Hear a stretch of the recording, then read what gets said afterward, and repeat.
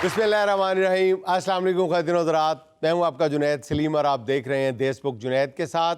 Show में मेरा साथ देने के लिए मौजूद हैं दुनिया ज़राफ़त का बहुत ही प्यारा नाम नसीम विक्की, हमारी को होस्ट सुहाना सयाल। नाज़रीन, हमारी आज की मेहमान एक ऐसी मल्टी टैलेंटेड तख्लीक कार जो कभी कैमरे के ज़रिए शहरों की धड़कनें कैद करती हैं तो कभी कैनवस पर जज्बात पेंट करती हुई नज़र आती हैं। तस्वीर घर की बानी और मारूफ टीवी होस्ट रबानिया शर्जील। नाज़रीन, रबानिया की बातों की तरफ हम बाद में आएंगे, पहले लिए चलते हैं हम आपको अपने master mimicry artist Wahid Khan Lala की तरफ, जो इस वक्त बने बैठे हैं शहबाज शरीफ। अच्छा शहबाज साहब, ये फरमाएं कि आपसे पहला सवाल क्या करूं मैं? आप जुनैद साहब मुझसे दूसरा सवाल करें, क्योंकि पहला सवाल जो आपने करना है उस सवाल का सवाल ही नहीं पैदा होता। और बात यह है, अब चूँकि बात सवाल की चल पड़ी है, क्या खूब अमजद इस्लाम अकबर ने कहा है कि ज़िंदगी के पर्चे में सब सवाल मुश्किल हैं, सब सवाल लाजिम हैं। मेरा ख्याल में ये अमजद इस्लाम अकबर नहीं, अमजद इस्लाम अमजद ने कहा था। वैसे जुनैद सलीम, तुम यहाँ पे बैठ के लोगों की उर्दू में ठीक कराते हो। उर्दू है, तुम्हें यह नहीं पता कि अमजद और अकबर ये एक ही हैं? वो बनी नहीं थी अमजद अकबर एंथनी? क्या बात है, ये एक ही है। बहरहाल मैंने तो कह दिया, अब आप अमजद के आगे अकबर लगाएं, आप रहने दें। वैसे खातून, मैंने आपको हमेशा यहीं बैठे देखा है, कहाँ होती हैं? ले, मैं चांदना ली माई हूं। ओहो, ये तो प्राइम मिनिस्टर के साथ मतक्का लगा रही है। आप बहरहाल जुनैद सलीम साहब, अगर आपने मुझे बुला ही लिया है दोबारा, तो आप कोई कंस्ट्रक्टिव सवाल। अच्छा, कंस्ट्रक्टिव सवाल ये है कि क्या आप ज़िमनी इलेक्शंस में नून लीग की जो फतह है उसको वाकईतन अपनी फतह समझते हैं? अच्छा, जमहूरियत की फतह समझते हैं? अच्छा, मैंने इतना भी कंस्ट्रक्टिव नहीं कहा, बल्कि आप विकी कोई सवाल करें, कोई डांस का सवाल करें। मियां साहब माशाल्लाह आप बहुत प्यारे होते जा रहे हैं, शुक्रन जजीरा, बहुत खूबसूरत लग रहे हैं माशाल्लाह। हेयर स्टाइल आपका क्या बात है जी, मुझे लग रहा है कि बेवा औरत का राटा छट गया है। विकी साहब, ये बात जो आपने की है, गालिबन आपने अपने वल्लों चेजा लेने के लिए की है, लेकिन मैं आपको बताऊं, ये मेरे लिए बायस से फ़ख्र है, बायस से फ़ख्र ये मेरे लिए बात है कि मैं इस मुल्क का वक्त का वज़ीर आज़म एक बेवा खातून के घर में आटा अपने सर पे रख के लेके जाए, ये मेरे लिए एजाज़ से कम नहीं, एजाज़ से कम नहीं, एजाज़ से कम नहीं, एजाज़ से कम। कोई शक। वैसे मियां साहब, मेरे दिमाग में तो एक ही सवाल आता है कि आप इतने ज्यादा गैर मुल्की दौरे क्यों करते हैं? आप दो इतने ज़्यादा और डाल देती तो मैं फिजी पहुंच चुका होता। इतने दौरे देखें, दौरे करना मेरा फ़र्ज़ ऐन है। देखें जुनैद सलीम साहब, मैं इस मुल्क का सफ़ीर हूँ, मेरा फ़र्ज़ बनता है एज़ आ सरबरा, एज़ आ वज़ीर आज़म और इस मुल्क के, मैं जो है वो दौरे करूं, मैं सफारतकारी करूं। लेकिन सफारतकारी करना तो वजीरे खारजा का काम नहीं होता। नहीं तो मैं इतने बैठे बैठे अपने गोडे जोड़ लवा, मैं इधर टुरना फिरना नहीं है। मैं आपको बताऊं जुनैद सलीम साहब, मैं एक इस्तराबी रूह हूँ, मुझे एक जगह बैठने का शौक़ नहीं। ये तो पता नहीं मैं कैसे बैठ गया, बड़ी बात है, बड़ी बात है। मेरा बस नहीं चलता, मैं तो एक सेकंड न बैठूं। मैं हवा का झोंका हूँ, मुझे चलने से ना रोको, और मुझे बैठने का शौक़ नहीं, बैठता हूँ गम भुलाने को। और खातून, आपने जो दौरों वाला आपने बड़ा टंग इन चीक जो है वो करके मुझे पूछा, तो मैं इस कौम के लिए, कैमरा पर करो, मैं इस कौम के ख्वाब पूरे करने के लिए जागता हूँ, अपने ख्वाबों की कुर्बानी देता हूँ। आपको पता है मेरे ख्वाब मर चुके। इस पे शायर ने क्या खूब कहा है, न नींद आई न ख्वाब आए वो आए हम गए वो आए हम गए आए वो, न ख्वाब आया न नींद आई। अब मुझे हिसाब करके बताओ बीबी कि वो कितनी दफ़ा आए और हम कितनी दफ़ा गए और ख्वाब कहाँ आए।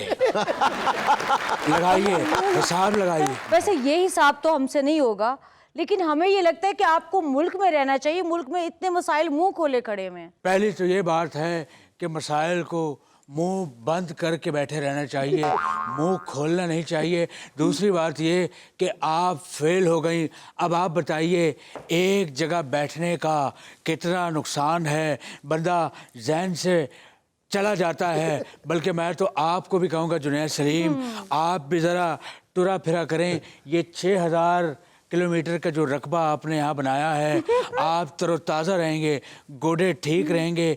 क्या कुकर की तरह एक जगह बैठे रहते हैं, ब्रेकें लेते रहते हैं।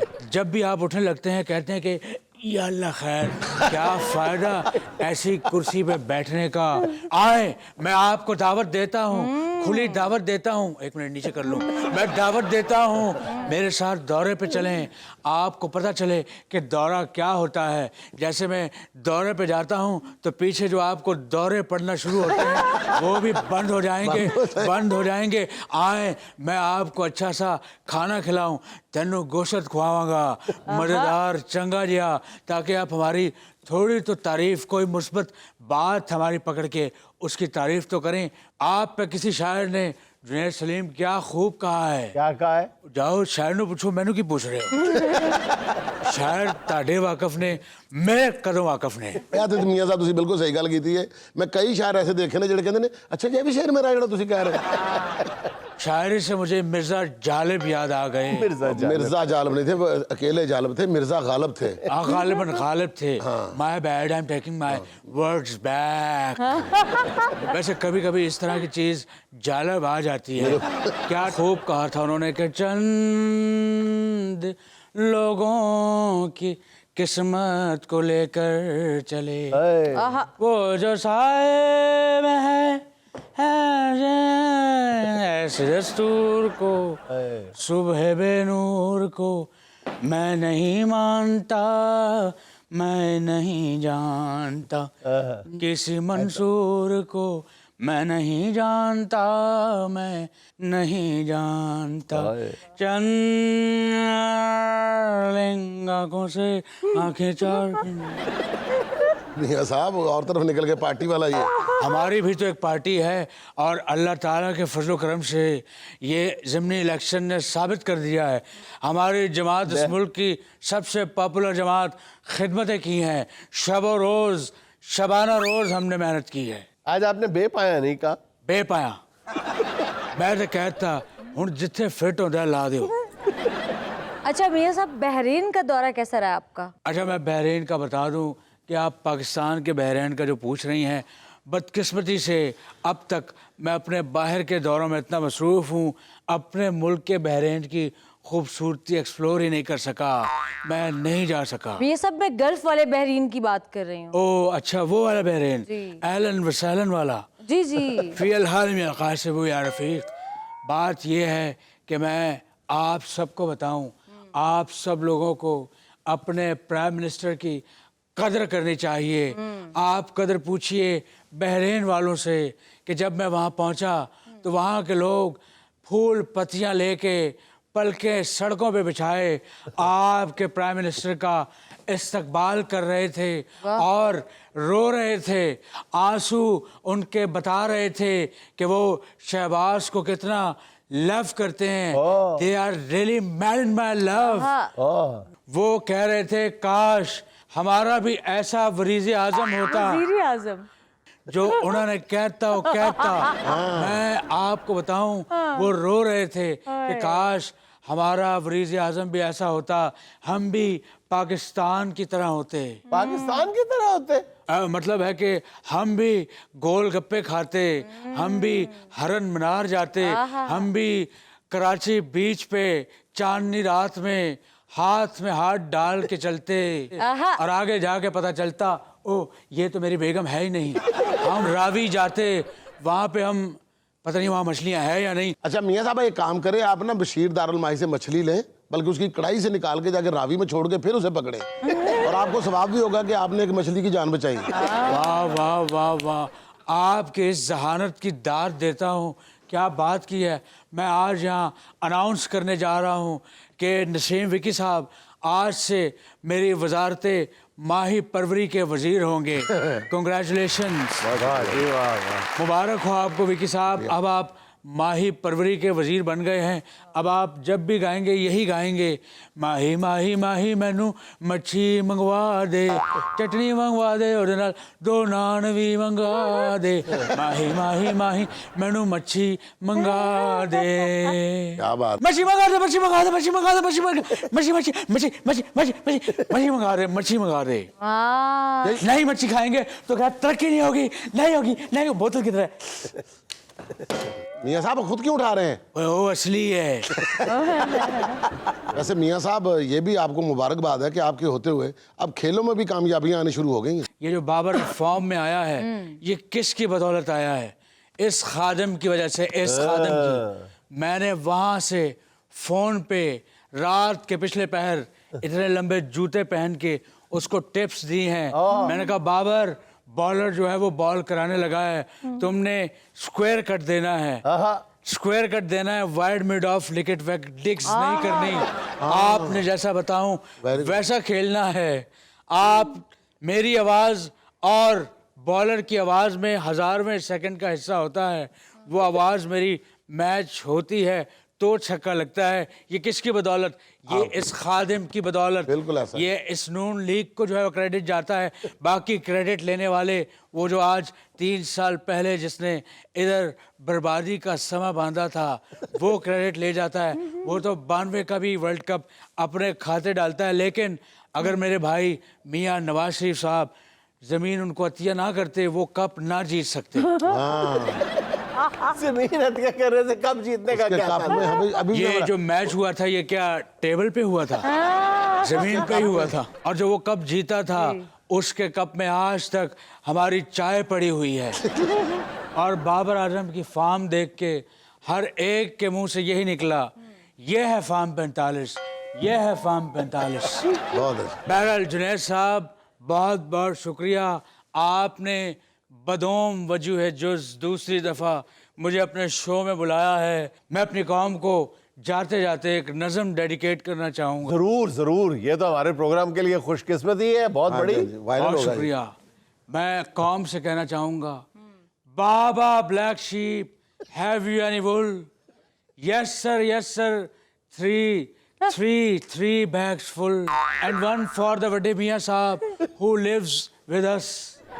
We all are love and the humanity, prosperity, peace, harmony. Cousin यहाँ मुझे लेनी है एक छोटी सी कमर्शियल ब्रेक, हमारे साथ रहिए।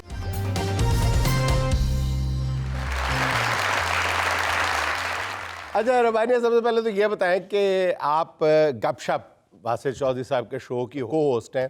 आपको भी ये गिला है अक्सर को होस्ट की तरह कि मुझे बोलने का मौका नहीं दिया जाता? नहीं, मुझे ऐसा कोई गिला नहीं है। या ज्यादा मौका मिलता है? हमारी जो को होस्ट है उसको तो ये शिकवा रहता है कि आप मुझसे ज्यादा बुलवाते हैं, मैं नहीं बोलना चाहती इतना। नहीं, मुझे ऐसा कोई गिला नहीं है। मैं खुद भी काफी बातूनी हूँ, काफी बातें करती हूँ। वहाँ पे भी मौका मिलता है, कोई ऐसा मसला नहीं है। जो आप करना चाहती हैं, जो आप कहना चाहती हैं अपने शो में कह लेती हाँ, हैं, कह पाती हैं आप। बिल्कुल बिल्कुल। अच्छा, लेकिन ये तो ऐसे आपका तुक्का लग गया ना, इधर आ गए आप या बाय चांस आप टीवी की तरफ निकल आई। बुनियादी तौर पे तो इतनी माशाल्लाह आप जबरदस्त मुसव्विरा हैं और आपकी खानदानी पहचान है, आर्ट जो है वो आपके खानदान में रचा बसा हुआ है, बल्कि आपकी रगों में है।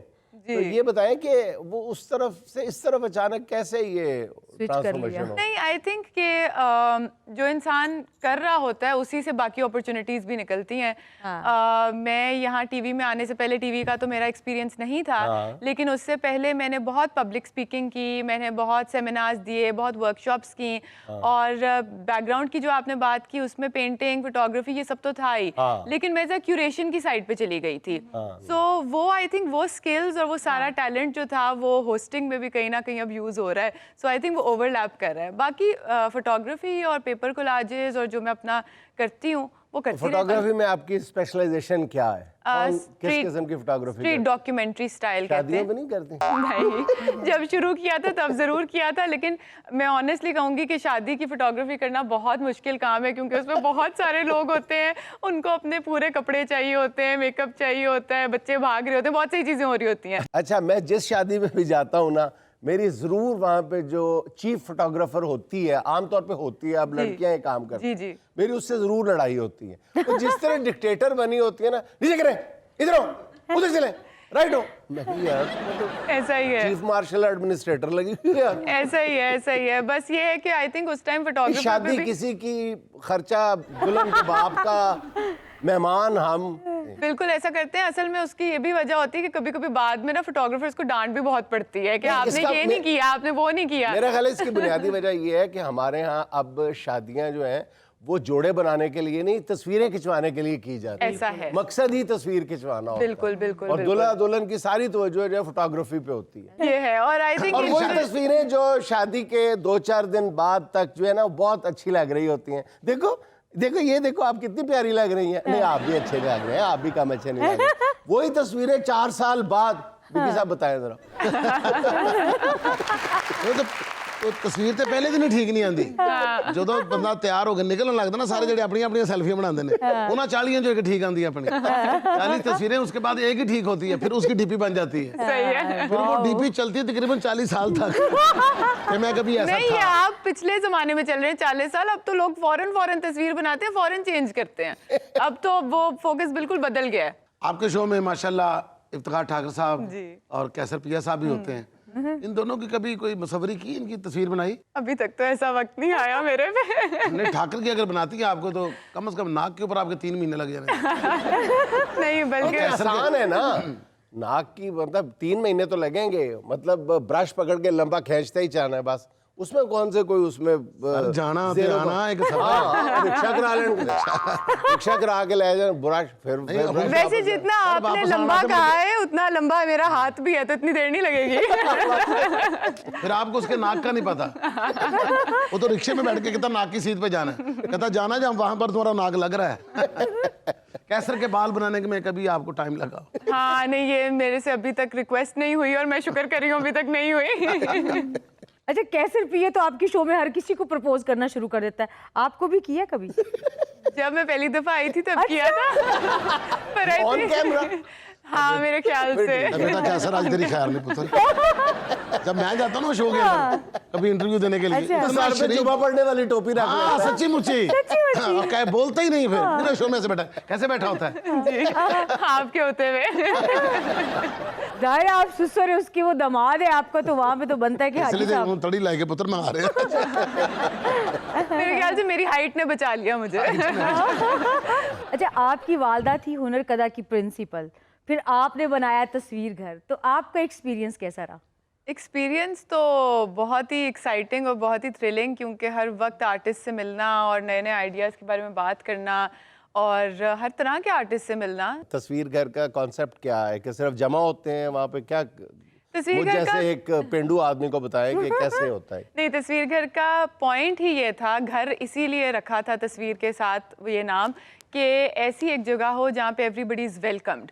क्योंकि हम ये जानते हैं कि जब हम आर्ट गैलरीज में जाते हैं तो वो बड़ी इंटिमिडेटिंग स्पेसेस होती हैं, लोग थोड़ा जज भी करते हैं कि ये फ़लाने स्कूल से नहीं है, फ़लानी यूनिवर्सिटी से नहीं है, शायद अगेन जिस तरह आपने पेंडू का लफ्ज़ इस्तेमाल किया वो भी यूज़ होता है। तो एक ऐसी स्पेस हो जो कि काफ़ी कंफर्टेबल करे एक आर्टिस्ट को। नहीं अच्छा बंदा कह देता कि नहीं आपने तो ऐसे कर्टसी में कह दिया कि पेंडू आप पेंडू नहीं है आपने उसको बकायदा बना दिया कि आप मैंने हैं आपको नहीं कहा। कि आप पेंडू, आपने अपने आप को पेंडू कहा, माशाल्लाह लगते भी हैं। मैंने आपको नहीं कहा, बट जनरली पेंडू जो लफ्ज़ है हम उसको बुरा समझते हैं, उसको नहीं नहीं बुरा नहीं हाँ अल्लाह ने देखे रंग भी तो देखे ना फिर कैसे लगाए मतलब एक बंदा उकाड़े से चला है और क्या क्या अच्छा अल्लाह बस ताला करो यार, पता नहीं चलता तारीफ कर रहे हैं मजाक कर रहे हैं। मैं तो उनकी बात को बढ़ावा दे रहा हूँ चलो मैंने ये बताया, क्या आप फोटोग्राफी में भी हैं, पेंटिंग में भी हैं? As far as painting is concern, मैं आप नहीं ये समझती कि पेंटिंग हमारे यहाँ सिर्फ एक स्टेटस सिंबल बन के रह गया? एक ख़ास क्लास है हमारी, एलीट क्लास, हम खुल के बात कर लेते हैं, जिनके पास पैसे अच्छे खासे हैं, शौहर नैब में पकड़ा हुआ है, अब 3 साल था तो, लेकिन बेगम साहब है, उसके पास पैसे भी हैं, वक्त भी है, वो आर्ट गैलरीज में जाती है, बिल्कुल। बस ये पैक कर दे, ठीक है, बहुत या। अच्छी। ये 3 लाख, ओके डन। ऐसे नहीं होता? एक तो ये है कि पूरी दुनिया में ऐसा है और जी बिल्कुल ऐसा ही आपने देखा ही होगा। सदबीज और बड़े बड़े जो ऑक्शन हाउसेज होते हैं उसमें बिलियन मिलियन डॉलर्स की बिक्री होती है। वो तो और कहते हैं ब्लैक मनी को वाइट करना होता है। और जो नैब भी जो पूरी दुनिया में है। और जो आर्टिस्ट है वो बेशक बेचारा भूखा मर गया हो सदियों पहले, उसकी बिक्री होती है, पेंटिंग्स बिक्री होती हैं। तो ग्लोबली ये तो ऐसा है, मगर आई थिंक कि यही कोशिश तस्वीर घर और बहुत सारे ऐसे आर्टिस्ट जो कल्चरल स्पेसेस चला रहे हैं या छोटी स्पेसेस चला रहे हैं, वो अपनी तरफ से यही कोशिश कर रहे हैं कि इस हायरार्की को थोड़ा सा तोड़ा जाए। अच्छा, आर्टिस्ट जो होता है ना, इसके अपने जो होते हैं ना, बड़े बोल इसके आगे आते हैं। तो ये काम पैसे के लिए होता ही नहीं है। आर्ट जो होता है ये तो बंदे की अपनी सेटिस्फेक्शन होती है। मैंने तो बस छोड़ के ये काम ना कि इसमें पैसे नहीं है, साइकिलों का काम शुरू कर दिया मैंने। आराम से पेंचर लगा लेता हूँ, अल्लाह ताला 2 वक्त की रोटी दे देता है। एक पंक्चर होता है, मैं 5 बताता हूँ। अल्लाह का बड़ा करम है। 5 मुंडे रखे ने जेडे सड़क ते किल्ला सुट देंगे। अच्छा रबानिया, आज हमें ये बताएं कि ये एब्स्ट्रैक्ट पेंटिंग होती क्या है? ਅਸੀਂ ਤੇ ਇਹ ਵੇਖੇ ਪੁੱਟੀਆਂ ਸਿੱਧੀਆਂ ਲਾਈਨਾਂ ਖਿੱਚੀਆਂ ਹੁੰਦੇ ਨੇ ਤੇ ਲੋਕ ਸਾਹਮਣੇ ਖਲੋ ਕੇ ਕਹਿੰਦੇ ਨੇ वाओ, यहाँ से लाइफ शुरू होती है। यहाँ से शुरू होती है, यहाँ पे पेंट भी खत्म और लाइफ भी खत्म। ये बंदा जंग से आया ना, बस की छत पे बैठकर बाल बुढ़ी कर गुड्डे नहीं आ गए, उसको कहते हैं। अच्छा, वो ज़माना कैसे मजाक उड़ा रहा है जैसे खुद सादकैन का पोता होता है, सारी बात समझता है। एब्स्ट्रैक्ट पेंटिंग क्या होती है? मैं तो फैसलाबाद होया मैं इसलिए झंग पाया सी विच कि ਜਿਹਨੇ ਪੁੱਛਿਆ ਉਹਦਾ ਇਲਾਕਾ ਲੈ ਕੇ ਆਓ। ਅੱਗੇ ਦੇਖੋ ਪਿੰਡੂ ਦੀ ਗੱਲ ਹੋਈ, ਅਸੀਂ ਉਗਾੜੇ ਗਏ। अच्छा जी, दसो एक एब्स्ट्रैक्ट पेंटिंग एक थोड़ा सा कंफ्यूज तो रहते हैं लोग कि ये क्या आज ये है। कंफ्यूजन क्लियर करके ये कंफ्यूजन नहीं क्लियर हो सकती, क्योंकि इसके लिए मुझे लगता है कि जैसे हम अरबी बोलते हैं या पंजाबी बोलते हैं या फ्रेंच बोलते हैं, ये भी एक लैंग्वेज है। इसको सीखने में वक्त लगता है, इसको समझने में वक्त लगता है, और हमें लगता है कि ये करना बहुत आसान है कि पेंट फेंक दिया। और कुछ लोग ऐसा करते भी हैं अपनी आसानी के लिए, कहते हैं हम एब्स्ट्रैक्ट पेंटर्स हैं, लेकिन वो कुछ ही लोग हैं जो बेवकूफ़ बन सकते हैं, कुछ नहीं बन सकते, क्योंकि ये एक लाइफ लॉन्ग जर्नी है। सो आई थिंक कि जहाँ पे हम बहुत ज़्यादा सर को पेन दे, बहुत ज्यादा रियलिस्टिक काम को आर्ट ये समझते हैं। देखिए, अच्छा एक मिनट, यही मैं तस्वीर क्लियर करना चाह रहा था। ये मैंने एब्स्ट्रैक्ट पेंटिंग बनाई है। ये देखें, ये मेरे हाजरीन भी देख लें। अब आपके नजदीक ये क्या ये है? क्या है? ये क्या मैंने बताया है? मेरे लिए ये एब्स्ट्रैक्ट पेंटिंग नहीं है। क्यों नहीं है, बताएं, इसकी क्या तारीफ क्या है? क्योंकि मुझे ऐसा लगता है कि आपने इसको जबरदस्ती काले बनाया। मार्कर से बनाया। बस जबरदस्ती अगर मैं इसको बनाया। लाल पीला कर देता तो फिर ये एब्स्ट्रैक्ट नहीं, पेंटिंग। नहीं, आपने अच्छा जी, जबरदस्ती मुझे ये बनाया। बताएं, थल्ले मैं अपना कहता हूँ, नाम मेरा दावा लिखो। ये है, मेरा दावा ये है कि इसमें मैंने जिंदगी की तलखियों को और शरीनियों को समो दिया है। ये जो सीधी लाइनें हैं, ये जो सीधी लाइनें, ये जिंदगी की खुशियां हैं। ठीक है। अच्छा रबानिया, ये देखिए, इसमें जो 4 लाइनें ना, इसमें मुसव्वर करना चाह रहा है 4 शादियां। और ये सीधी सीधी जो लाइनें हैं, मतलब उसके दिल की भड़ास है बाहर आ रही है। मतलब मुसव्वर कह रहा है कि मैं नहीं बाज आऊंगा। और ये जो इस तरह से ना टेढ़ी मेढ़ी आ रही है, ये पहली बीवी की तरफ से ना वो आ रही है जूतियां करके। मैंने इसीलिए कहा था कि कुछ लोग बेवकूफ बन सकते हैं और कुछ नहीं बन सकते। इसके नीचे अपना नाम भी लिखे, सादकैन का शागिर्द वाकफैन। अच्छा रबानिया, एक सियासी सवाल कर लूं आपसे। ओए शादी करने का कब तक इरादा है? आपके बहुत सारे फैंस होंगे। ये भी सियासत ही है ऑलमोस्ट। नहीं तो फैंस होंगे तो फैंस के साथ शादी कर लेता बंदा। नहीं सर, फैंस जानना चाहते होते हैं ना। जानना चाहते हैं, ये मैं कहो ना। कह रही हूँ, फैंस जानना चाहते फैन ही हैं। सारे यहीं करके होएंगे, पता नहीं किधर नंबर आंदा। नहीं, ऐसी बात नहीं है कि शादी का कब तक इरादा है? कोई करीब तो नहीं नजर आ रहा, नियर फ्यूचर में तो नजर नहीं आ रहा। हाँ, बस अभी सिलेक्ट कोई कर लिया है कि अभी वो भी बाकी है नहीं सिलेक्शन? तो घर वाले नहीं कहते कि बेटा फिर जरा रेडी हो जाओ। रबानिया कहते मैंने 2 फुट और लंबा होने दो। नहीं, घर वाले नहीं कहते कि बेटा को आप एक पक्की फोटो बनाओ। नहीं, अभी तक तो ऐसा शुक्र है कोई प्रेशर नहीं है, लेकिन देखें जब कोई मिलेगा तो फिर कुछ इरादा करेंगे। अच्छा, अभी मिला ही नहीं है। ठीक है जी, तो अब बारी है सुहाना का सवाल मेहमान से। रबानी, इसमें हम आपको 4 ऑप्शंस देंगे और आपने एक सिलेक्ट करनी है। बतौर होस्ट आपके लिए सबसे चैलेंजिंग क्या है? ऑप्शन नंबर 1, ऑडियंस में से किसी का आपको कॉन्टिन्यूसली घूरना। ऑप्शन नंबर 2, अपने होस्ट की साइकी के मुताबिक परफॉर्म करना, ऑप्शन नंबर 3 शो की तैयारी, एंड ऑप्शन नंबर 4 अपना इमेज बरकरार रखना। एक और ऑप्शन है जो मैं जवाब देना चाहूंगी, मेकअप करवाना। वो सबसे मुश्किल काम लगता है मुझे। कैसे? आपका मेकअप सीढ़ी पे चढ़ के करते हाँ, बस एक मुश्किल काम लगता है मुझे। I am not very fond of makeup, हाँ। तो वो रोज करना और बार बार टचअप करना वो मुझे इतना पसंद नहीं है। अच्छा, तो एक आपका रबानिया कद 7.5 फुट है, नीचे से आपने शूज पहने हुए, 1.5 फुट ऊंची इसकी हील है। अब शौक है तो क्या करें। क्या कर कैसर सकते वर्ग हैं। यहाँ से रखे जी अब आप हमारी ऑप्शन सेलेक्ट करें। आपकी हमने सुन ली कि आपको मेकअप नहीं पसंद, इसमें से बताएं। शो की तैयारी कर हाँ, लें। makeup कभी उसी में कभी ही आता है। हाँ, चलें। एक्साइटमेंट और नर्वसनेस ओवरलैप अच्छा। करती है कभी कभी शो से हाँ। पहले, तो हाँ, दैट्स आई थिंक सही। Pretty normal. नाज़रीन, एक छोटा सा वक्फा, हाजिर होते हैं चंद लम्हों बाद।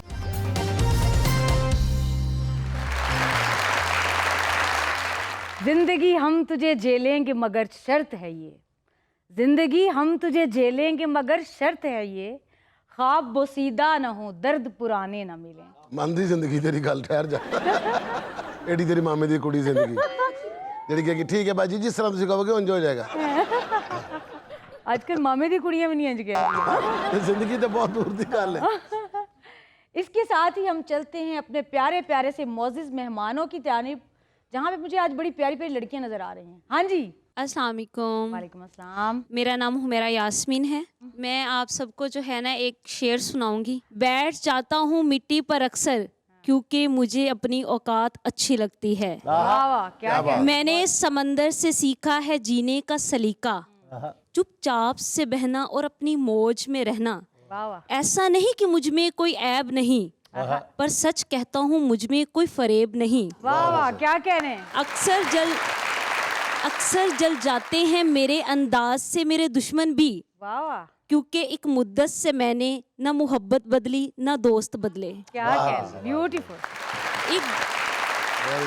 एक घड़ी ही खरीद कर क्या हाथ में बांध ली, वक्त तो पीछे ही पड़ गया। ਆਏ ਹਾਏ ਹਾਏ सोचता था घर बनाकर रहूंगा सुकून से, हाँ। पर घर की जरूरतों ने मुसाफिर बना डाला। हाय, क्या पर घर की जरूरतों ने मुसाफिर बना डाला। Thank you. ਬਹੁਤ ਅੱਛਾ क्या कह रहे हैं। बहुत जी। अस्सलाम वालेकुम। वालेकुम अस्सलाम। मेरा नाम है मुस्कान फाजिल और मैं आपको सॉन्ग सुनाऊंगी। सुनाइए।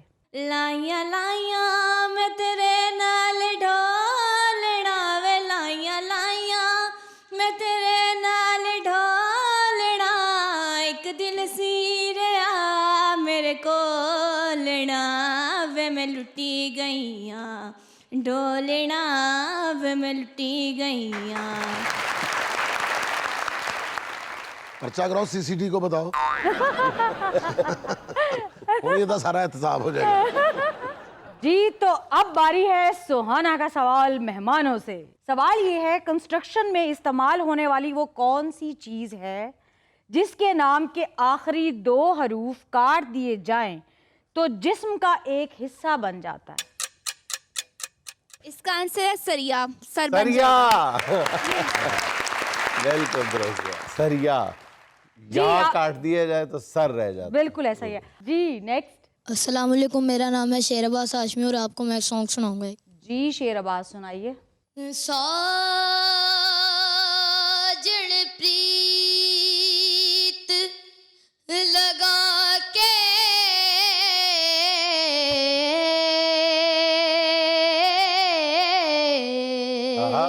वाह। तू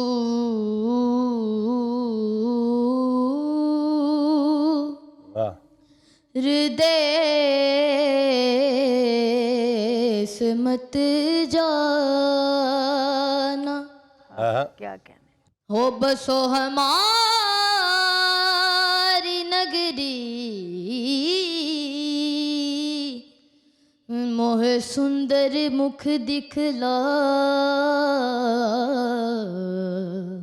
वाह वाह। हो कदिया मिल सांवल यार वे, हो कदिया मिल सांवल यार वे, मेरे लूलू चीख पुकार वे, मेरे लूलू चीख पुकार वे हो कदिया मिल सांवल यार वे। आप बेटा किसी से सीखते हैं? हाँ जी, पापा से सीखता हूँ, पापा से। पापा से सीख। वाह आप भाई, बहुत अच्छा गाते हो, आप रियाज करते रहो। बहुत अच्छी बात, बहुत ही खूबसूरत गाया, क्या बात जी। अस्सलाम वालेकुम। वालेकुम। मेरा नाम फिज़ा शाहिद है और मैं आपको शेर सुनाऊंगी। इरशाद। ये हंसना हंसाना तो हुनर है मेरा, आहा। मुझे वहाँ से पर जहाँ से खामोश हूँ मैं। वाह, बहुत अच्छा शेर है यार, बहुत अच्छा शेर। वैसे ये शेर आप तो नहीं पढ़ सकते। अगर ना तुम चुप ही नहीं कर दे। नेक्स्ट। अस्सलाम वालेकुम। वालेकुम अस्सलाम। मेरा नाम नफीसा है और मेरा सवाल रबानिया मैम से है कि गपशप शो के दौरान कोई ऐसा मोमेंट था जो आपके लिए बहुत ज़्यादा सरप्राइजिंग हो। आई थिंक शुरू में जब मैंने होस्टिंग शुरू की थी तो उस टाइम में बहुत सारी चीज़ें सरप्राइजिंग थी क्योंकि I was new to TV और मेरे लिए ये बहुत सरप्राइजिंग चीज़ थी कि जिन लोगों को हम टीवी पे देखते हैं बिहाइंड द सीन्स कैसा कर रहे होते हैं, जिस तरह ठाकुर साहब हैं अमेजिंगली टैलेंटेड, और किस तरह से होस्ट जो है वो इतनी मेहनत लगती है, आप एक तैयारी करते हैं, एक रिसर्च करते हैं। किसको आपने टैलेंटेड होस्ट का है? नहीं, मैं आपको कह देती हूँ जो आप सुनना चाह रहे हैं। वासे भाई, यू आर टैलेंटेड। जबरदस्त। ये जरा वासे हो गए मिलो, इन्होंने तो वासे बांध दिए। मतलब आपको एक इंसाइट मिलती है जो आप टीवी पे देखते हो और आप बिहाइंड द सीन्स आपको तो नहीं पता होता कि कौन माशाल्लाह वासे साहब जैसा अगर होस्ट हो तो कोर्स वैसे ही कंफर्टेबल हो जाती है। जबरदस्त, मतलब उनकी फ्लुएंसी और उनका नॉलेज पिछला हमें तो अंदाजा ही नहीं था कि वासे साहब इतने टैलेंटेड है। वो तो दुनिया न्यूज आए थे, फुल ऑफ टैलेंट, जैसे टैलेंट बाहर निकल रहा है उनसे माशाल्लाह। सब तो बड़ा जो ऑप्शन देते ना वेकेशन दे जड़ा भेज देना, आपको चांद पे जाना है, आपके पास 3 लोग और किसको छोड़ गएंगे, किसको साथ लेकर ये इतने साल हो गए ने, तुसी एक लाइफ जैकेट ही और ले लो। लाइफ जैकेट एक है ਤੁਹਾਨੂੰ शो कर दे 10 साल हो गए ने, 2 नवीं लाइफ जैकेट ले लो, किन्ने दी आंदी है? वो जैकेट लेंदे ने ठाकर पा के निकल जाता। ठाकर नाक ते सिर ते भी तैर सकता। ये सरप्राइजिंग चीजें होती हैं, आपको जाना नहीं जाना पता कह जाएगा होता। बाहर है, मेरे चौधरी साहब ने आप देती है। आपको टीवी में देख के लगता है चीजें बहुत आसान है, लेकिन ये सरप्राइजिंग होता है काफी। नेक्स्ट। अस्सलाम वालेकुम, मेरा नाम सफेरा है। मैं आपको आज गज़ल सुनाऊंगी। वो जज्बों की तिजारत थी, ये दिल कुछ और समझा था। उसे हंसने की आदत थी, ये दिल कुछ और समझा था। मुझे उसने कहा आओ नई दुनिया बसाते हैं, उसे सूझी शरारत थी, ये दिल कुछ और समझा था। आप क्या समझी जब मुझे कहा था और नई दुनिया बसाते हैं, आप क्या समझी थी? बैरियर टाउन में प्लॉट लेगा।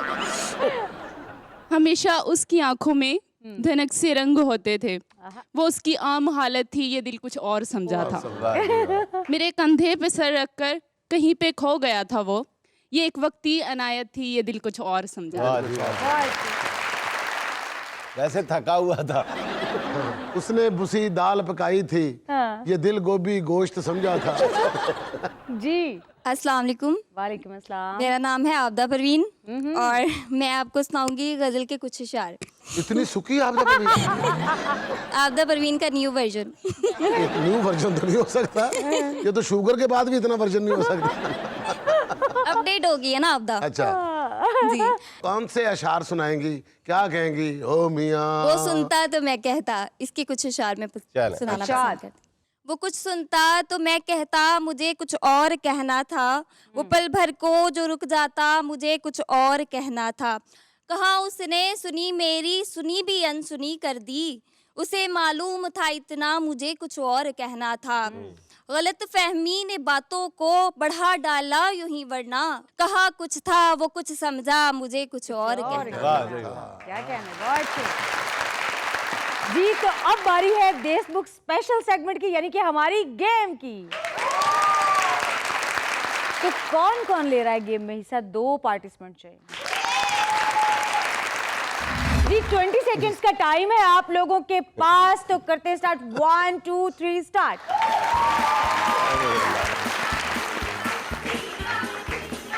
ये बात वेल डन।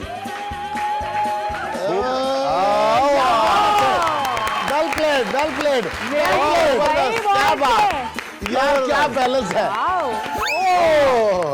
20 सेकंड। बैलेंस बहुत अच्छा है, बैलेंस बहुत अच्छा है। गुड, वेरी गुड भाई। ओके जी, 1 2 3 स्टार्ट।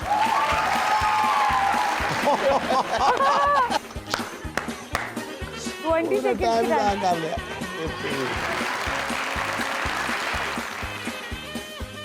एक, 1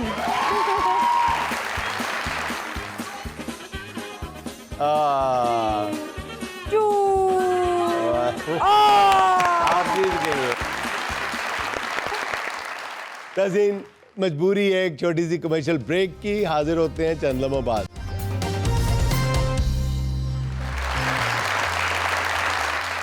नाज़रीन, आज के दौर में तालीमी इदारे एक ऐसा फ्लरिशिंग बिजनेस बन चुके हैं जहां तालीम खुदावंदान मकतब की कबाहतों के बोझ तले दबी आखिरी सांसें गिन रही है। यही सूरत हाल हम आपको दिखाते हैं अपने मिनी स्किट में। सर जी, मेरे मामा पापा कहते हैं। मेरे भी बहुत कहते थे, मैंने उनकी सुनी नहीं। मैंने सुनी होती तो आज प्रिंसिपल बना होता। तो फिर आप क्या होते? मैं बाहर गेट पे गेट कीपर होता।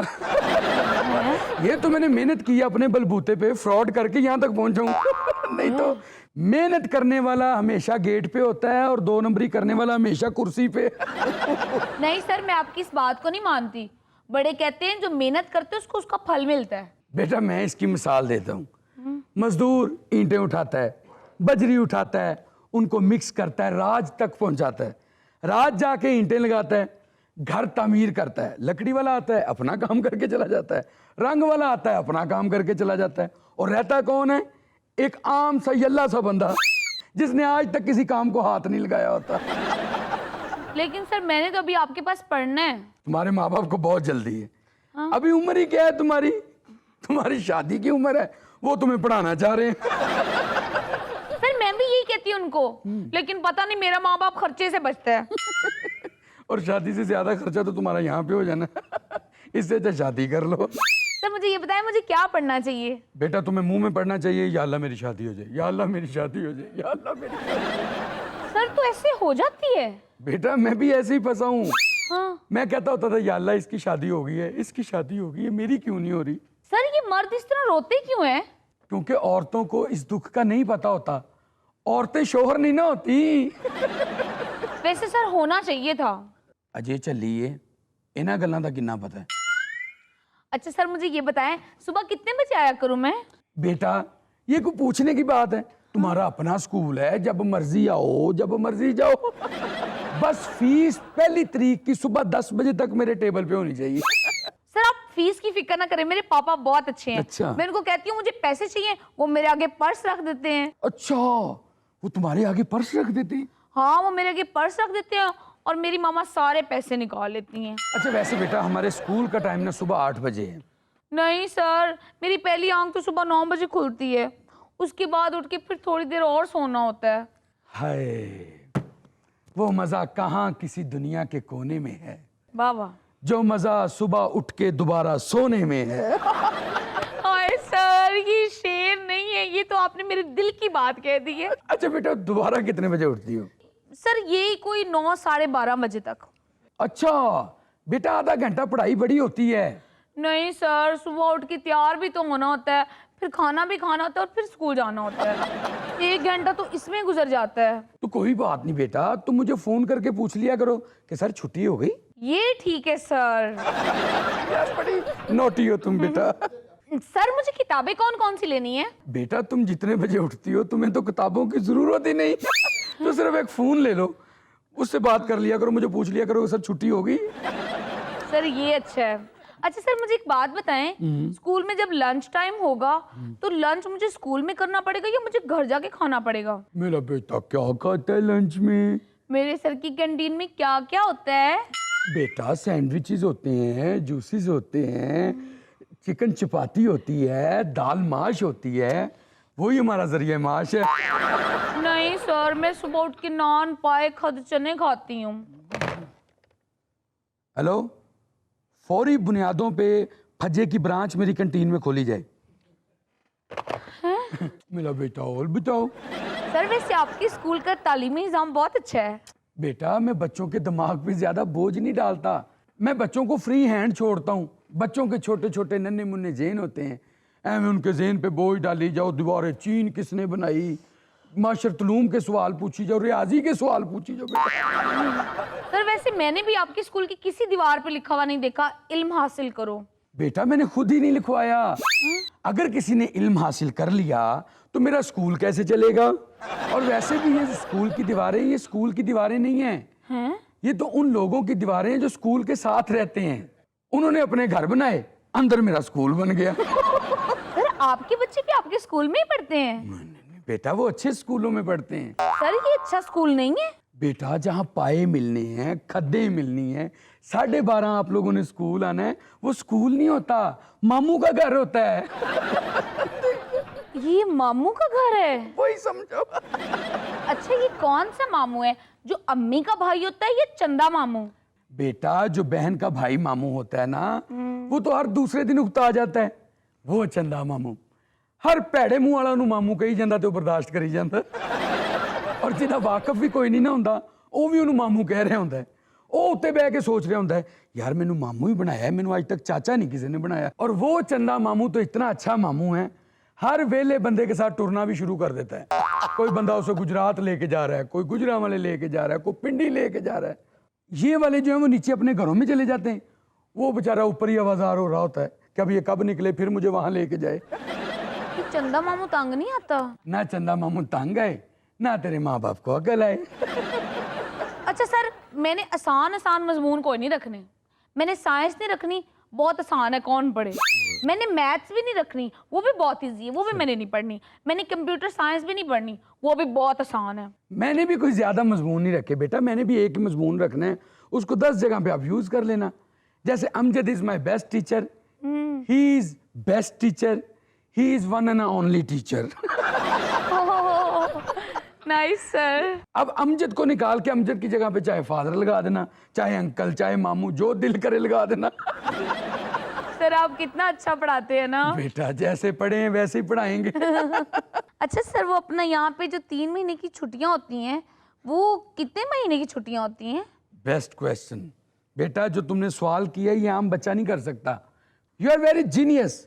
ये सवाल वो ही बच्चा कर सकता है जो पढ़ना नहीं चाहता। नहीं सर मैं तो पढ़ना चाहती हूँ, बस छुट्टियां 6 महीने की कर दें। ठीक है बेटा, गर्मियों की छुट्टियां 6 माह की, सर्दियों की छुट्टियां 3 माह की। रमजान और मुहर्रम हम वैसे स्कूल नहीं खोलते, पीछे रह गया 1 महीना, और दिल करेगा आना, दिल करेगा ना आना। सर ठीक है, मैं अब इतनी भी सुस्त नहीं हूँ, इंशाल्लाह 2-3 दिन तो आ ही जाया करूंगी। 1 तारीख की सुबह 10 बजे फीस नहीं भूलनी बस। सर अब मैं इतनी भी सुस्त नहीं हूँ, इंशाल्लाह महीने में 2-3 दिन तो आ ही जाया करूंगी। नाज़रीन ये था आज का देशभर के चलते चलते आज की हिकमत भरी पुरमग़ज़ बात, ये कि किसी सियाने ने बीवी से बात करने के 2 ही तरीके बताए हैं। एक ये कि बीवी बात करे तो आप खामोशी से सुने, दूसरा ये कि आप खामोश हों और बीवी बात। नाज़रीन खुश रहें, खुश रखें। आपसे मुलाकात होगी इंशाअल्लाह कल। अल्लाह हाफ़िज़।